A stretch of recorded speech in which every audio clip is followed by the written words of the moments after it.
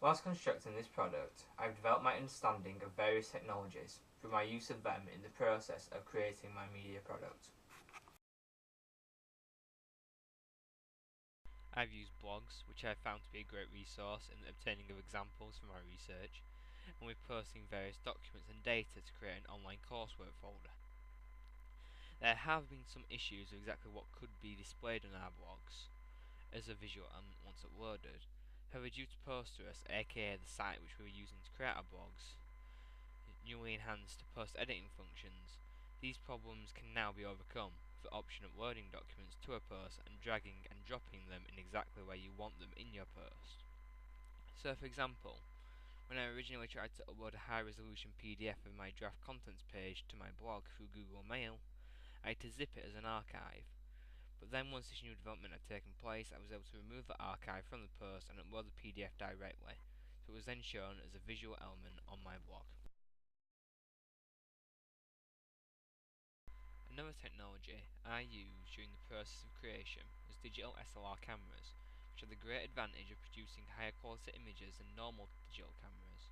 but having also the great disadvantage of being very sensitive in their setup, for example the focus of the image,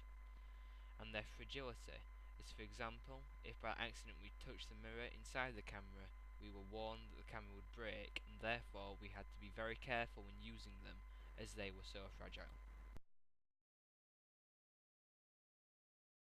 Cam Studio was another new technology to me that I had used during my coursework, as I had never used screen recording software before. I found it to be a great tool for making things such as tutorial videos on how to do things. However, the major setback over this software is that it was very temperamental, and as such it could take many attempts in order to create my videos.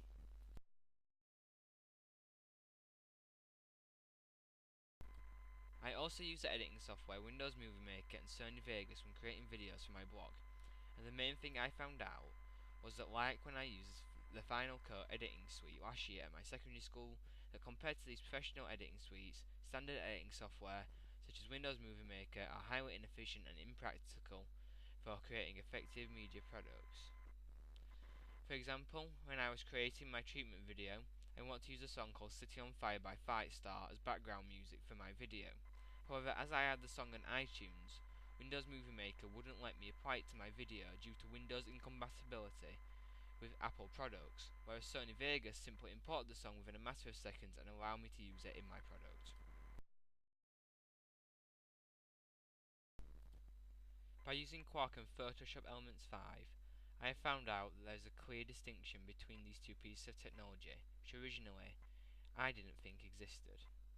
as I always knew that Photoshop was a piece of designing and image manipulation software, and I originally thought that Quark would be similar. However, as I have since discovered, Quark is a piece of software in which you produce layouts. You do not design things in Quark, and very often you don't create things in Quark either. You create a basic layout and then import graphics from things like Photoshop and text from word processing software such as Word.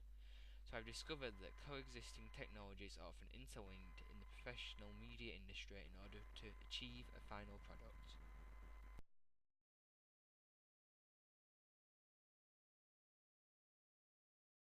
Finally, the last main technology I have discovered and learnt about through the production of my coursework is that of sound recording software, in particular Sony SoundForge Audio Studio and Audacity.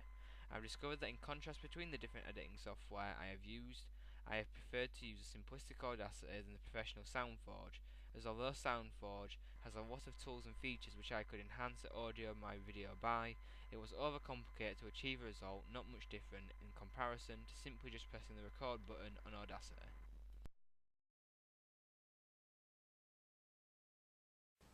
So I guess, from this, to conclude this part of my evaluation, I have learned that although professional technologies are impressive, for some purposes they would never be the best possible option.